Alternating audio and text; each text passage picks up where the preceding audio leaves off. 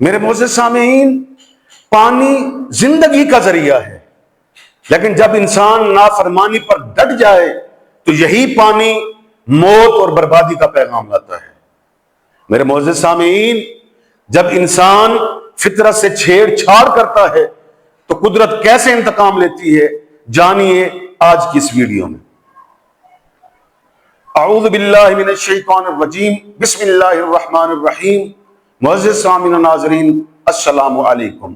میرے معزز سامعین و ناظرین، دیکھیے، جیسا کہ آپ جانتے ہیں کہ میرا یہ پیغام، میرا یہ میسج نوجوانوں کے لیے ہے، جوانوں کے لیے ہے۔ اس کی وجہ یہ ہے کہ نوجوان اس امت کا سرمایہ ہے، اس قوم کا سرمایہ ہے، اور وہ جوان جو اس امت کا سرمایہ ہے، اس قوم کا سرمایہ ہے، وہ آج کل سوشل میڈیا کی رنگینیوں میں کہیں کھو چکا ہے۔ وہ سوشل میڈیا کے پروپیگنڈوں کا شکار ہو چکا ہے۔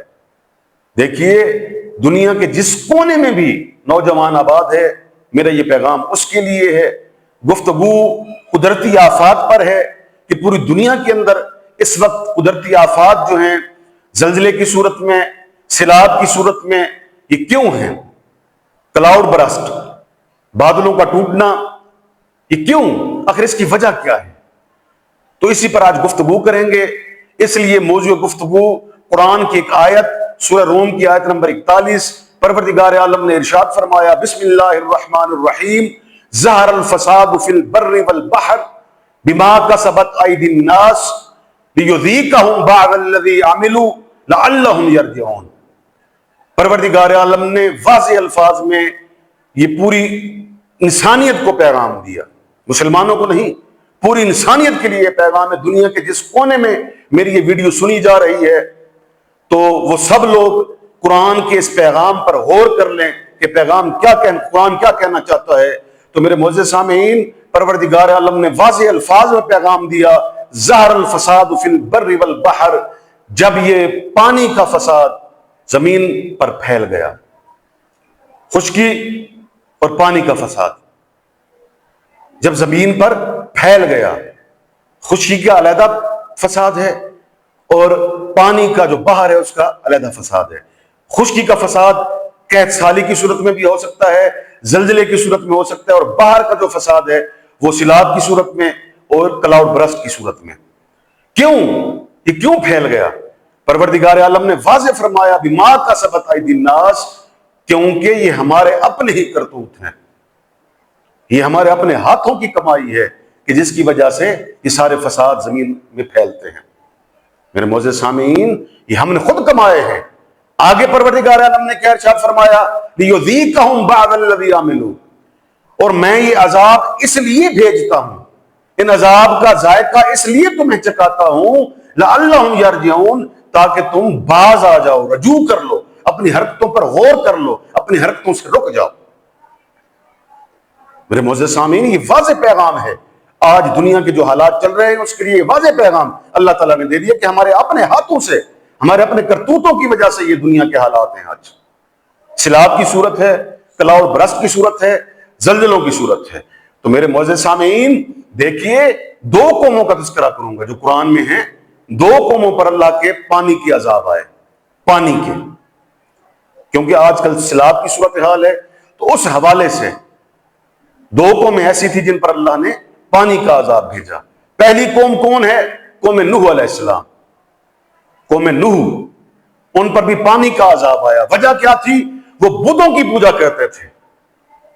میرے نوجوان دوستو، بتوں کی پوجا، آپ یہ سوچ رہے ہوں گے کہ بت وہی ہیں جو پتھر سے بنے ہوتے ہیں، لیکن میں یہ کہنا چاہوں گا کہ بت چلتے پھرتے بھی ہیں، بت چلتے بھی ہیں جن کی پوجا کی جاتی ہے۔ جی ہاں، آپ کی پارلیمنٹ میں بیٹھے ہوئے بت، آپ کے حاکم، وہ بھی بت ہیں، جو چلتے پھرتے ہوئے بت ہیں جن کی پوجا کی جا رہی ہے۔ ہاں جی، پوجا ہے۔ اگر آپ تھوڑا سا غور کریں تو ان کی عبادت کی جا رہی ہے، ان کے ہر عمل کو داد پیش کی جا رہی ہے۔ یہ چلتے پھرتے ہوئے بت ہیں۔ تو میرے معزز سامعین، قرآن نے یہ قصے کہانیاں جو بیان کی ہیں، یہ آپ کو ثواب دلانے کے لیے بیان نہیں کی، کہ قرآن پڑھ لیں اور ثواب حاصل کر لیں. عبرت کے لیے قرآن میں یہ کہانیاں لکھی گئی ہیں کہ عبرت حاصل کریں کہ نوح علیہ السلام کی قوم پر پانی کا عذاب کیوں آیا. کیونکہ وہ مردہ بتوں کی پوجا کرتے تھے، آپ زندہ بتوں کی پوجا کرتے ہیں. میرے معزز سامعین، دیکھیے یہی وجہ ہے کہ اللہ کے عذاب آتے ہیں، کبھی پانی کی صورت میں، کبھی کلاؤڈ برسٹ کی صورت میں، تو کبھی سیلاب کی صورت میں. اچھا، دوسری قوم کون سی تھی؟ قوم فرعون. اس پر بھی اللہ نے پانی کا عذاب بھیجا. کیوں؟ کیونکہ فرعون نے ایک دعویٰ کیا. سورہ نازعات کی آیت نمبر 24 میں پروردگار عالم نے ارشاد فرمایا کہ فرعون نے ایک بہت بڑا دعویٰ کیا، فقال انا ربکم الاعلی، اے لوگو سنو، میں تمہارا رب اعلیٰ ہوں، میں تمہارا سب سے بڑا رب ہوں. تو میرے معزز سامعین، فرعون نے خدائی دعویٰ کیا. خدائی دعویٰ کیا ہے؟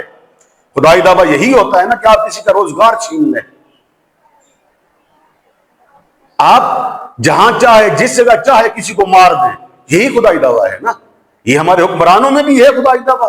ہماری عوام، ہمارا معاشرہ، ہمارے معاشرے کا ہر فرد خدا کی قسم اپنے آپ میں ایک فرعون ہے جب تک آپ اسے نہیں چھیڑیں گے. جیسے ہی چھیڑیں گے اس کی فرعونیت باہر آ جائے گی. اور اس کی مثال دیتا ہوں. ابھی حال ہی میں قصور میں ایک واقعہ ہوا ہے. 30 روپے کی خاطر 30 روپے کی خاطر 2 بھائیوں کو موت دے دی گئی. ایسی بھیانک موت، خدا کی قسم روح کانپ جاتی ہے 30 روپے کی خاطر. تو آپ کہتے ہیں کہ ہمارے حاکم برے ہیں. میں کہتا ہوں یہ پوری کی پوری عوام بری ہے. ہر وہ انسان فرعون تھا جو کھڑا ہو کے اس وقت یہ تماشا دیکھتا رہا اور ان 2 بھائیوں کو مرتے ہوئے دیکھتا رہا. میرے معزز سامعین، فرعونیت کی انتہا ہوتی ہے. پھر آپ کہتے ہیں کہ اللہ کا عذاب کیوں آتا ہے؟ بھولی بھالی عوام. کون سی بھولی بھالی عوام؟ ان 2 بھائیوں کے قتل میں ہر وہ فرد شریک ہے جو وہاں کھڑا ہوا تماشا دیکھتا رہا. میرے معزز سامعین، پھر ایسی قوم پر اللہ کے عذاب آتے ہیں. دیکھیے میرے معزز سامعین، دیکھیے، توجہ کیجئے گا. فرعون نے دعویٰ کیا، خدائی دعویٰ. آج ہمارا معاشرہ خدا بن چکا ہے. خدائی دعوے کرتا ہے. اس کے بعد پروردگار عالم نے آواز دی سورہ اعراف کی آیت نمبر 133 میں، فَأَرْسَلْنَا عَلَيْهِمُ الطُّوفَانَ وَالْجَرَادَ، ہم نے قوم بنی اسرائیل پر پانی کا عذاب بھیجا. پانی کا عذاب کیسے بھیجا؟ اس صورت میں بھیجا کہ پوری زمین پانی سے بھر گئی اور ان کے کھیت اجڑ گئے. تو میرے معزز سامعین، آج کیا صورتحال ہے؟ آج پوری دنیا کے اندر کیا صورتحال ہے؟ آپ فطرت کو چھیڑ رہے ہیں، آپ قانون فطرت کو چھیڑتے ہیں، آپ درختوں کی کٹائی کرتے ہیں، آپ پہاڑوں کی کٹائی کرتے ہیں، جس کا نتیجہ یہ نکلتا ہے کہ اللہ کے عذاب آتے ہیں، کبھی سیلاب کی صورت میں، کبھی زلزلے کی صورت میں. آپ کبھی بھی فطرت سے چھیڑ خانی نہ کریں. جب بھی آپ فطرت کو چھیڑیں گے اور معاشرے میں خدا بننے کی کوشش کریں گے تو پھر یہی عذاب آئیں گے. تو میرے معزز سامعین، دیکھیے میرے اختتامی جملے کیا ہیں، اس کا نتیجہ کیا ہے. جو کچھ میں نے آپ کے سامنے بیان کیا، نتیجہ سن لیجئے. قوم نوح ہو یا فرعون ہو یا دنیا کی کوئی بھی قوم ہو، پانی سب کے لیے زندگی ہے، مگر نافرمانی اسے عذاب بنا دیتی ہے. یہ ہے نتیجہ. نافرمانی اسے عذاب بنا دیتی ہے، نعمت کو بھی عذاب بنا دیتی ہے. سوچنے کی بات یہ ہے کہ جب ہم اللہ کی نعمتوں کو رحمت کے طور پر استعمال کرتے ہیں تو پھر نعمتوں میں فراوانی ہوتی ہے، لیکن جب ہم ان نعمتوں کی ناشکری کرتے ہیں تو وہی نعمتیں ہمارے لیے عذاب بن جاتی ہیں. میرے ان جملوں کو یاد رکھیے گا نوجوان دوستو. پروردگار عالم نے واضح طور پہ قرآن کے اندر جو واقعات بیان کیے ہیں وہ ثواب حاصل کرنے کے لیے نہیں بلکہ عبرتوں کے لیے بھیجے ہیں کہ عبرت حاصل کریں، ہر قوم عبرت حاصل کرے. تو میرے معزز سامعین، یہ تھا میرا آج کا پیغام، میرا آج کا میسج. اور آخر میں یہ پیغام دینا چاہوں گا اپنے نوجوان دوستوں کو، اپنے سننے والوں کو. دیکھیے، اگر آپ کو میری یہ ویڈیو اچھی لگی، ایک چیز اگر آپ کو اچھی لگتی ہے تو کمنٹس میں آ کے اس پر رائے دیجئے، کمنٹس کیجئے کہ آج کا پیغام کیسا لگا. اگر اچھا لگا ہے تو آپ اس میری ویڈیو کو شیئر بھی کیجئے اور میرے چینل کو سبسکرائب بھی کیجئے. والسلام.